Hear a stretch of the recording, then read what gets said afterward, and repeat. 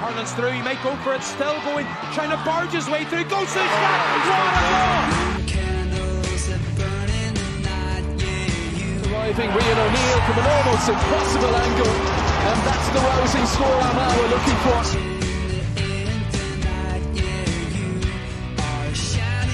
Conor Turbin kicks this one in on it. Absolutely superb. Clodagh, an Ulster Championship winning captain, how does that sound?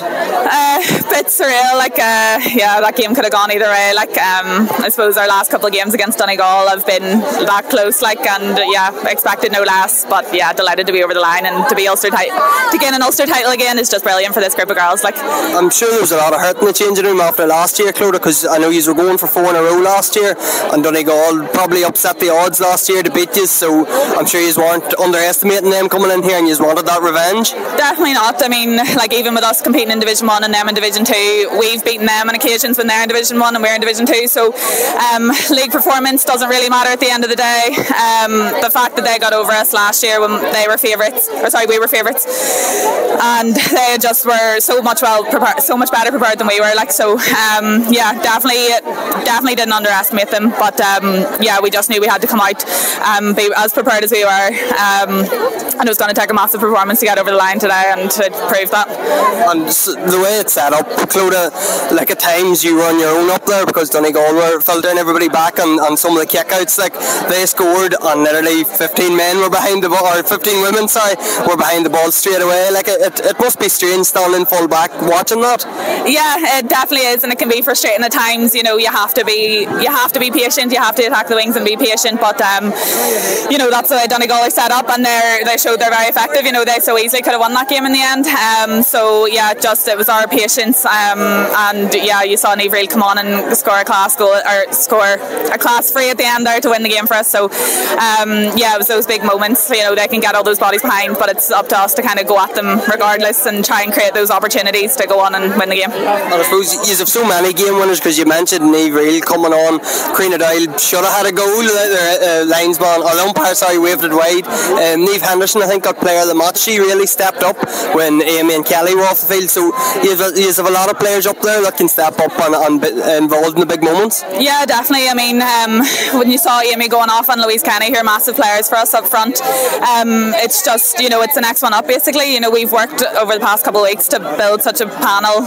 We've really worked on that kind of style of play, so everyone's well used to it, and you see those players going off, and the next ones are able to come in and do a job for you and step up, and they really showed that. And Eve was such a focal point for us up front. And yeah, those ones coming off the bench, Creina made such an impact going forward. So did Maeve, so did Niamh Riel, and yeah, it was great to see those girls getting their moments as well. And that's a Division 1 title now, an Ulster title, so is going into All-Ireland series full of confidence? Definitely. I mean, you can't underestimate the confidence a bit of silver brings in a group. That was a tough game, and if we had lost that, you were probably into a group with some very tough teams. Not that we're not going into a group with tough teams as it is. We're going in with former All-Ireland winners and Tipperary, who have some quality players as well, so we know we're going to be going in with it for a tough battle, but I think going in as top seeds definitely brings a lot of confidence with us, and yeah, I think the girls are really looking forward to it at this stage. It was that long without a game there, so yeah, a couple more games wouldn't go amiss now, but hopefully a game like that today will really stand to us then going into those tougher games. Brilliant, Clodagh, thank you. No bother.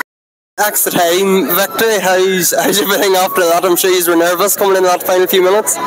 Yeah, I don't really know how to feel. I think the girls are just completely exhausted. It's very, very warm here today, and it was really difficult for the girls in the 2 minutes of 10 minutes there, or the 2 periods of 10 minutes, but just it was tit for tat. Look, if it had went another couple of minutes, Donegal might have got another point. It was just that type of game, and we were just lucky enough to see it out in the end. And due to your last couple of Ulster finals with Donegal, that was probably the game you were expecting it to be right down to the wire. I think it was extra time 2 years ago, and you won by a point, I think, the year before, so it's always nip and tuck.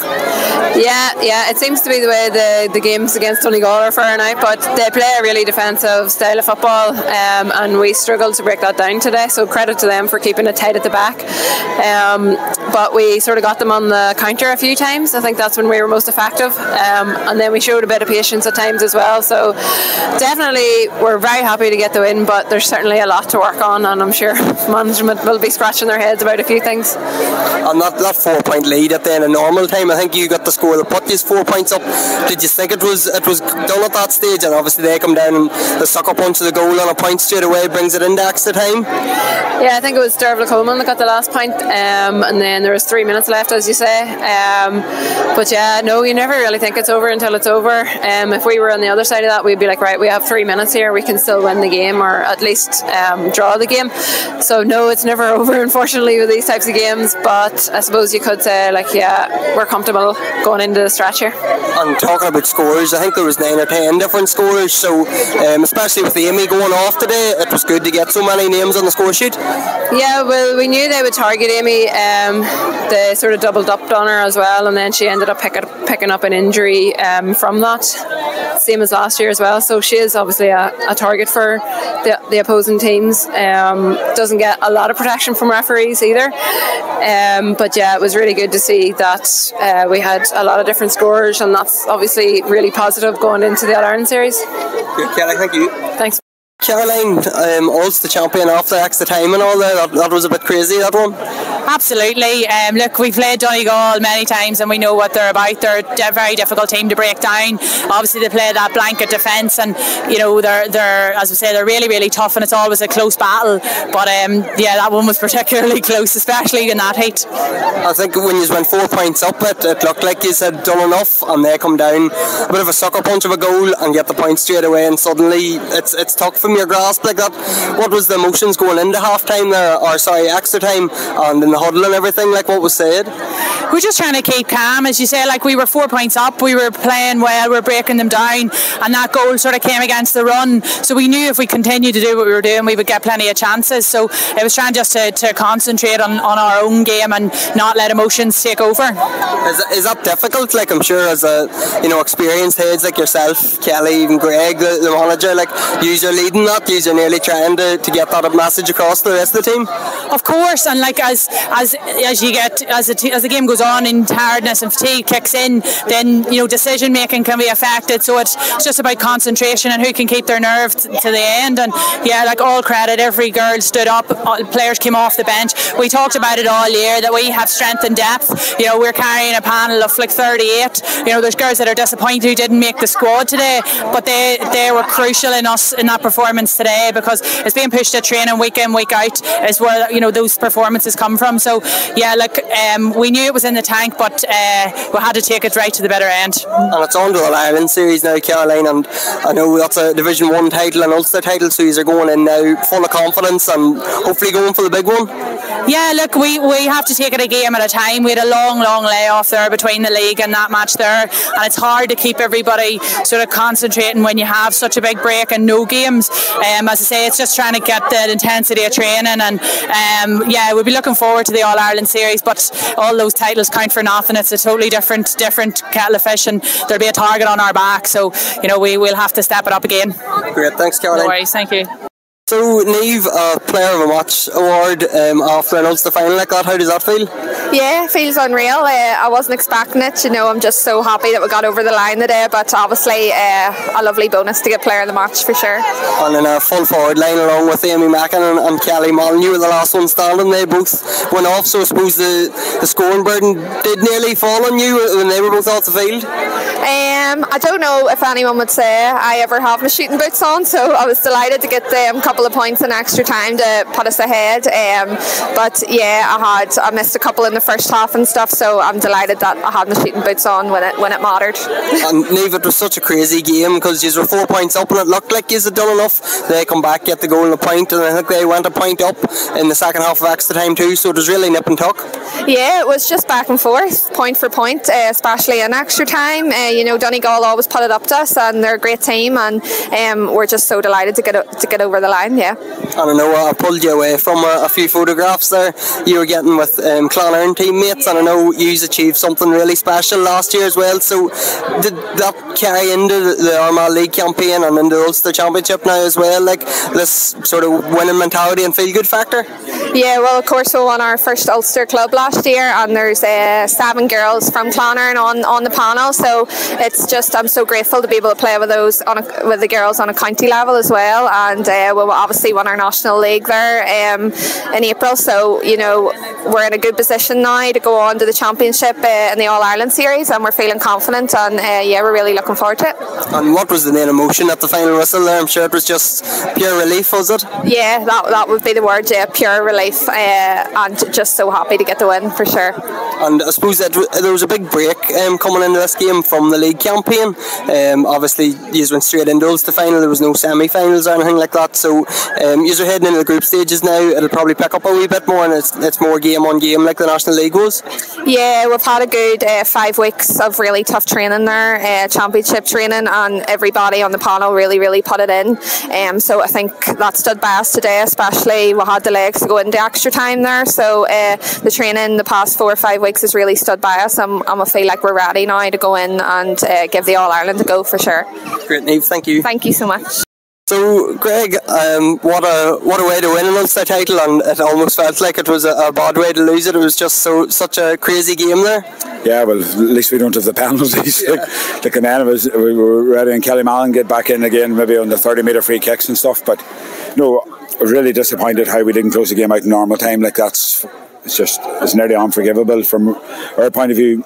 Maybe I made a change, and maybe I should have just dropped the likes of Kelly or something. So again, if ifs and ands, but not obviously Shauna's not the player we're sort of saying within, but again, it's maybe that just communication where she was pushed back out, and like obviously Caroline would have said she should have organised it better. But again, I thought when we came into extra time, the girls all really stepped up, and again that freshness around the legs as regards of Niamh Reel coming on and hitting the point, even the likes of Eve Lavery, Karina Doyle giving us, Karina maybe should have scored a goal at the bottom end.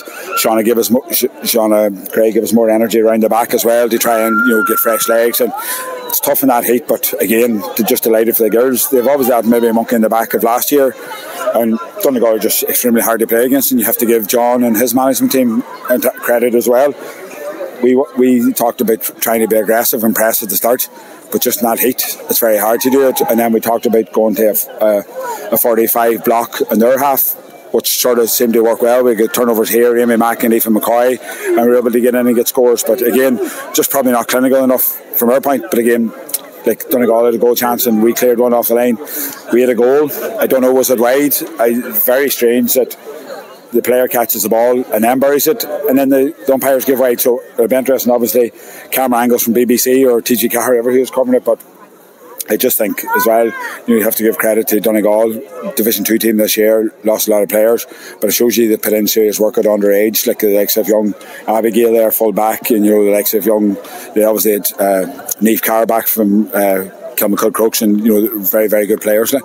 And that's what it comes down to, I suppose. Greg was the good players, so you expected this, you probably knew this was going to go down to the wire, and as you say, that probably the main frustration was not closing it out when you had that 4-point lead. But positives, I think there was 10 different scorers throughout the game, and a couple of subs coming on, and obviously Niamh Reel scoring the point, so that's a huge positive to take 10 different scorers throughout the game. Yeah, you normally get that when you sit back and sort of look at the game in the heat of battle. You're not sort of thinking of them positives, but as you says, if you had 10 different scores, I thought Niamh Henderson had a phenomenal game for us in the 40, and people ask me, even the likes of Maeve McCambridge made a huge catch there out as well, and that's the sort of girls that where you come in, Karina bombing up the field, Emma just had emptied herself, and some of them roles are not pleasant when you're wing forward, but you just need people to sacrifice themselves for the team, for other players maybe to get their glory. And to me it was going to be back an up and down sort of game. We transitioned reasonably well, but again, maybe some poor execution, maybe not players getting in the loop quick enough. But again, heat, good defending, you can add it all in the mix. But just delighted for the group, and obviously the management team to get to win an Ulster title.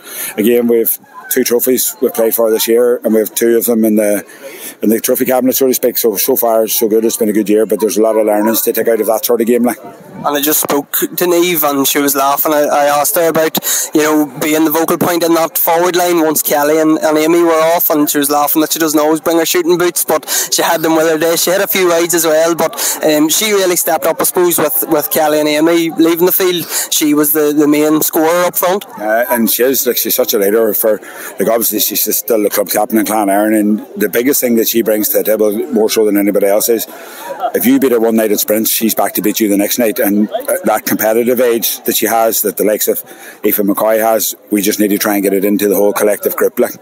And obviously mentioned Amy Mackin going off injured. You lost Louise Kenny as well in the first half.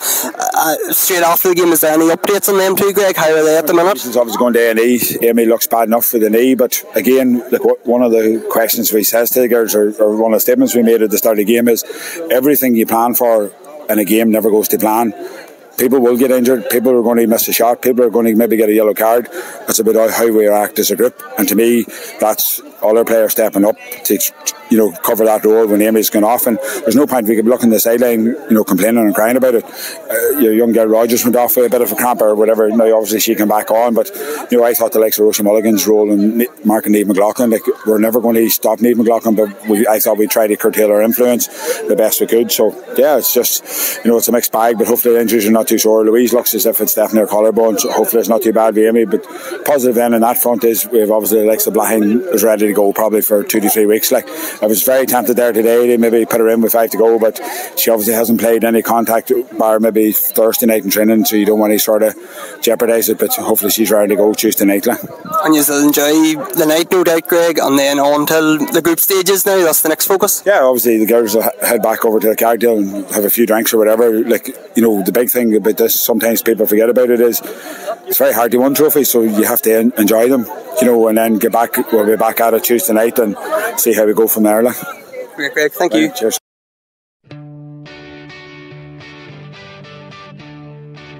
Hurling's through, he might go for it, still going, trying to barge his way through, goes to the spot, what a goal! Arriving Rian O'Neill from an almost impossible angle, and that's the rousing score Armagh we're looking for. Conor Turbot kicks this one in on